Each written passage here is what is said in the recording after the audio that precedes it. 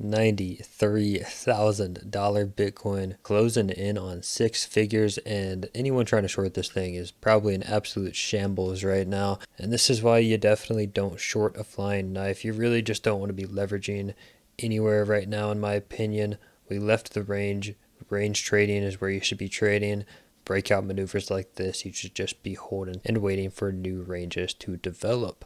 But let's go ahead and talk about where we could see new ranges potentially develop. Do I think we're at a point where we can start distributing already, or do we have much higher to go? So first things first, let's get my drawings back on here. The two very simple drawings that we kind of drew out arbitrarily, and for some reason absolutely pixel touched. I did not move this box at all. You can see it came up and tapped right at the top of this arbitrary box that I had drawn on the chart, now getting back below this trend line. So I think we definitely got to pay attention to this, right? This is something that is based on a weekly bearish divergence, right? So now that we have this, we have clear resistance into a weekly bear div. There is reason to believe that Bitcoin could be starting to top out here. Now, does that mean to sell? Absolutely not, because as we've discussed, if Bitcoin is to start to top out, Bitcoin dominance is going to drop, and that's where the real fun begins, right? Bitcoin's sucking all the liquidity out of the market right now, and it's not letting anything else run. As soon as Bitcoin starts to trade sideways,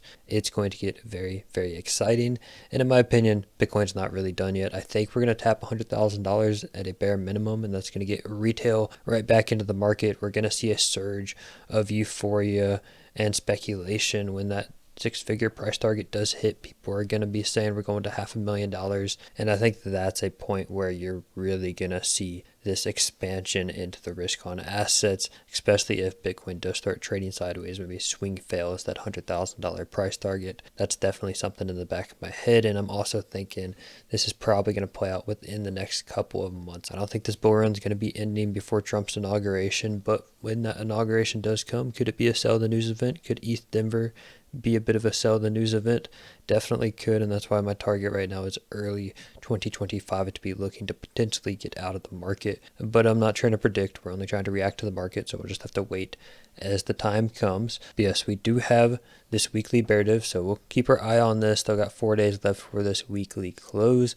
I would not be surprised for us to close the week above, backtest, go. We'll just have to see how this does play out. Not really too much we can go off of. But now jumping in here to our shorter term time frames, and here we can see some more bear divs playing out on the chart. Some pretty drastic bear divs at that. You can see how steeply RSI has fallen off here with this higher high on price. Definitely looks like a pretty clear topping structure, but don't be fooled. Don't get caught short in the bottom of this, because not only do we have a regular bear div, but we also have a hidden bull div. So as we've made lower highs, we've also made lower lows on RSI, whereas price action has made higher lows. So this shows that absorption of selling pressure is happening in the order books, and you should not be one of those short sellers unless you were able to time something at the top with a very tight stop, etc. Trading right now is a no-go because you don't have anywhere to put a stop. What are you going to use? This is your invalidation, or this is your invalidation? You're kind of just in the middle of the range right now. So yeah, overall it's still pretty 50-50 on what's going to happen here. Are we going to respect the bear div more and break down? Because as soon as you do break these lows, well, this hidden bull div is now invalidated because you've made a lower low. The higher lows need to be held, and that's a reason that we could be holding this low right now, not to fade it. But if we were to break down, that could signal we're going to go all the way to the CME gap. Could just sweep this, right? Do a little liquidity sweep, get back above and go. But you also would be wanting to think of, okay, we got this big inefficiency in the chart.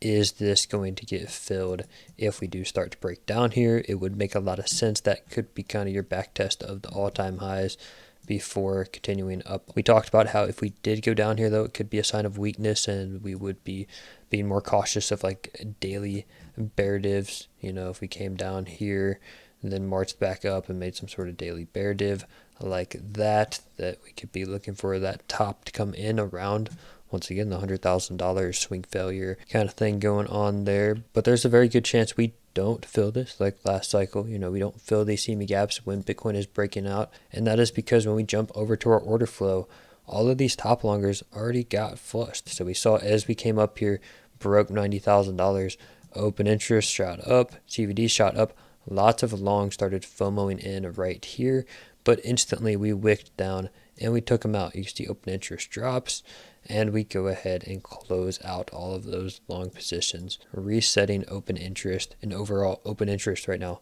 still looks very flat, very bullish for a continuation up on higher on price. We don't have a ton of longs in the market that need to get squeezed out. So yeah, overall, I'm still just very bullish on the markets, extremely bullish on the altcoin market. And I think it's going to be real exciting with Bitcoin, not only in honey badger mode, but when Bitcoin starts to finally top out, you're probably going to see even more gains be made as that money is rotated elsewhere. Let's jump out of Bitcoin though and actually talk about some of these other charts and maybe get a little bit more bearish. Jumping over to Total 3, we have swung failed these highs from March of 2024, right? So coming up here and swing failing this is a very bearish sign. Let me turn off all these indicators or switch it over to the edge identifier here. And yeah, I mean, this is not what we wanted to see, right? This was kind of one of my bearish scenarios, is that we swing fail these highs, get back within, and then reject and go down. This could just be a short squeeze before entering the bear market, right? This is just a retrace for many of your altcoins, and that is a non-zero probability. So keep it in the back of your head. Once again, I don't think it's going to play out. I think we still have the majority of the altcoin season ahead of us.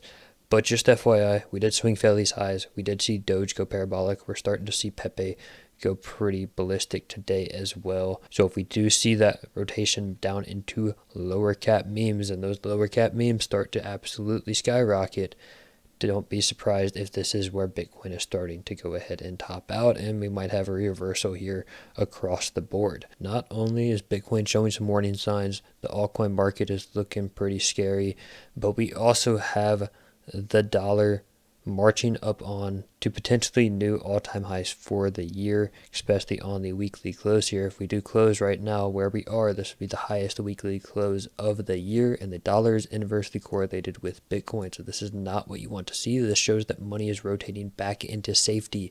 This is a safety trade going on, which normally happens before recessions. So this, along with a lot of the recessionary indicators that I've been covering on this channel, such as unemployment, the inverted yield curve, we got to stay vigilant in the markets. It's not time to open ourselves up to a bunch of risk and expose ourselves to a ton of risk. If you've been in risky assets and you've ridden them up and they're above your entry, all good to hold. That's what I'm doing. I'm in extremely risky assets, but I'm not rotating into them when they've already produced more gains than safer assets, right? So just keep that in mind. Don't be rotating your altcoins into super sketchy meme coins that are already up 10x. That's not a great idea, but we'll see how this does play out. Could be dollar milkshake theory. We've talked about that a bunch on this channel. Bitcoin doesn't seem to be respecting the dollar very much. We've had one of the biggest weekly candles of all time on Bitcoin with this strong weekly candle on the dollar. So clearly they're not inversely correlated right now. But again, just something to keep in the back of your head. We do jump over here to the Russell. You can see the Russell is rejecting pretty strong after getting close to that all-time high. So we'll see what happens here if we do get a back test of value area high. This, in my opinion, is still bullish. I don't think we're going to come all the way up here and not grab the highs. I think eventually we are going to see this get grabbed. Maybe it takes a little bit, but when this does happen, once again, my thesis is the biggest part of the altcoin season is still ahead of us. So not really too much to worry about over here, especially in the S&P 500.